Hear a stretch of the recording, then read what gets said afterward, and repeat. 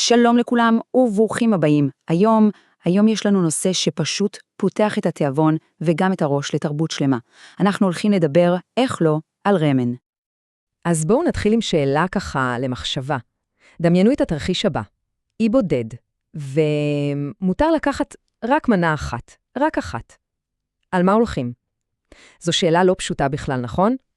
טוב, אז אם נשאל את השאלה הזאת ביפן, יש תשובה אחת שכנראה נשמע שוב ושוב ושוב. והתשובה היא רמן. כן, רמן. וזה ממש לא רק בגלל הטעם, ממש לא. רמן זה הרבה יותר מאוכל, זה סיפור תרבותי שלם.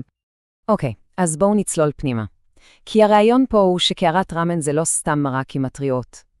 זה בעצם יקום שלם בקערה. מיקרוקוסמוס קטן כזה שמכיל בתוכו היסטוריה, פילוסופיה, אמנות, הכל ביחד. כי תראו, בשביל רוב העולם רמן זה, ארוחה מהירה, פשוטה. אבל ביפן זה סיפור אחר לגמרי. שם זה נחשב לאמנות, ממש ככה. כל קערה היא יצירה, עם משמעות, עם הפילוסופיה האישית של השף.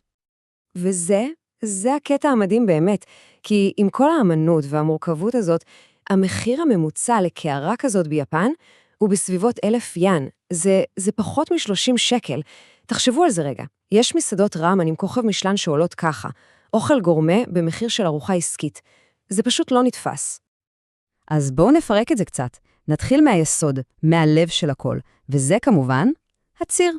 המרק, זה הבסיס, הנשמה של הרמן. בלי ציר טוב, אין רמן. נקודה. אוקיי, אז בגדול יש 4 ז'אנרים מרכזיים של ציר. הראשון הוא שויו, על בסיס סויה, קלאסיקה של טוקיו. אחר כך יש את השיו, שהוא על בסיס מלח, יותר עדין, יותר נקי. אם נוסעים צפונה להוקיידו הקרה, שם שולט המיסו, שהוא עשיר, חזק, בול לחורף, ואז בדרום, בקיושו, יש את מלך המרקים העשירים, הטונקוצו, ציר סמיך כזה מעצמות חזיר, לכל אחד עולם ומלואו. אבל אל תחשבו שזה נגמר פה, ממש לא. הרמן זה עולם שכל הזמן מתפתח, הוא חי ובועט. כל הזמן שפים ממציאים דברים חדשים. למשל, יש טורי פייטן, שזה ציר עוף סמיך וקרמי, או דאבל סופ, שמערבב בסיס של חזיר או עוף עם בסיס של דגים ופירות ים. וואו, היצירתיות שם פשוט לא נגמרת. אוקיי, אז הבנו מה יש בקערה, עכשיו בואו נדבר על איך אוכלים את זה. כי כן, יש חוקים. יש ממש טקס שלם סביב אכילת רמן ביפן, וזה חלון מדהים לתרבות שלהם. וכאן אנחנו מגיעים לשאלת $1,000,000. הנקודה הזאת שגורמת לכל כך הרבה תיירים להרגיש לא בנוח. לשאוב או לא לשאוב? האם מותר או אפילו רצוי לעשות רעש עם הקריאות? אז התשובה היא כן, חד משמעית כן. למעשה זה אפילו מומלץ, ויש לזה 2 סיבות ממש טובות והגיוניות. קודם כל, כששואבים את האטריות, מכניסים אוויר יחד איתן, וזה משחרר את כל הארומה של המרק, מה שמעצים את חוויית הטעם. והסיבה השנייה היא סופר פרקטית, האטריות יוצאות מהמטבח רותחות. השאיבה פשוט מקררת אותן טיפה בדרך לפה. אז בקיצור, ביפן, לעשות סלרפ, לשאוב את האטריות בקול, זה לא גס רוח. זה בדיוק ההפך. זו מחמאה לשף, זה סימן שנהנים מהאוכל. כל מה שלימדו אותנו כילדים במערב, שם זה בדיוק הפוך, לפחות כשזה נוגע לרמן. יופי. אז עכשיו, אחרי שהבנו מה לאכול ואיך לאכול, בואו ניכנס בדלת של מסעדת רמן יפנית טיפוסית. יש כמה דברים שכדאי להכיר מראש כדי לא להיראות אבודים. אז הדבר הראשון שכנראה רואים בכניסה זה לא מלצר. זו מכונה. מכונת כרטיסים כזאת שנקראת שוקנקי. הרעיון פשוט. בוחרים את המנה, משלמים למכונה, מקבלים פתק קטן ונותנים אותו ישר לשף. בלי בלבולי מוח, בלי לחכות לחשבון. יעילות יפנית במיטבה. גאוני. אוקיי, הנה סיטואציה שקורית כל הזמן. אוכלים בהתלהבות אוי לא, נגמרו האטריות. אבל הקערה עדיין חצי מלאה במרק המדהים הזה. מה עושים? מוותרים על כל הטוב הזה? חס וחלילה. אז זהו, שכאן נכנס לתמונה טיפ של מקצוענים. המילה שצריך להכיר היא קדמה.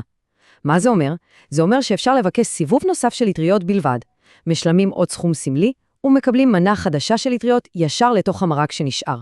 ככה מנצלים כל טיפה האחרונה מהציר המדהים הזה.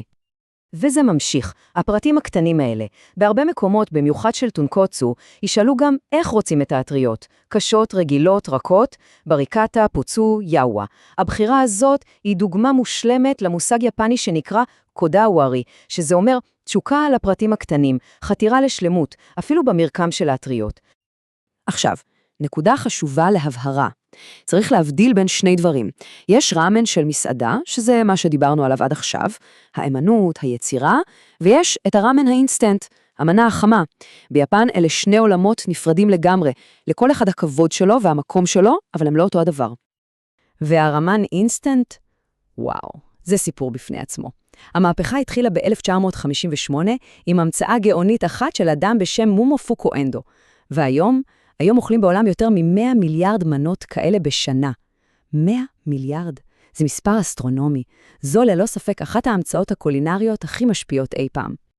טוב, אז אחרי כל המידע הזה, בואו נהפוך את זה לכלי. כלי לשיחה, להבנה בין תרבותית. כי דרך האוכל אפשר ללמוד המון. הנה כמה נושאים למחשבה, או לשיחה עם חברים מתרבויות אחרות. אז נושא ראשון לדיון, הרעש הזה באכילה. דיברנו על הסלרפינג' ביפן, אבל מה קורה במקומות אחרים בעולם? האם יש עוד תרבויות שבהם זה בסדר, או שזה טאבו מוחלט? זה תמיד מעלה דיון מרתק. נושא שני, התור. ביפן אנשים עומדים בתור שעה, לפעמים שעתיים, בשביל קערת ראמן ממש טובה. זה מטורף. אז נשאלת השאלה, מה הגבול? כמה זמן זה יותר מדי לחכות בתור לאוכל? התשובה לזה אומרת המון על סדרי העדיפויות, ועל כמה אוכל הוא מרכזי בתרבות. והנושא השלישי, שמחבר את כל זה למקום שבו אנחנו חיים. איזה רמן זמין לנו? האם זה בעיקר האינסטנט, או שיש גם מסעדות אותנטיות?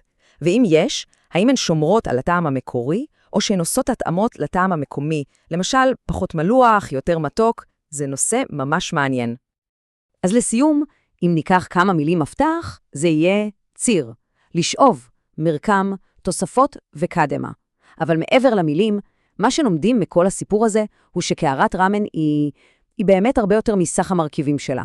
היא שיעור בהיסטוריה, באמנות, בתרבות. היא הוכחה לכך שאוכל יכול להיות גשר בין אנשים, והדרך הכי טעימה שיש להכיר עולם חדש. ביס אחר ביס, שלוק אחר שלוק.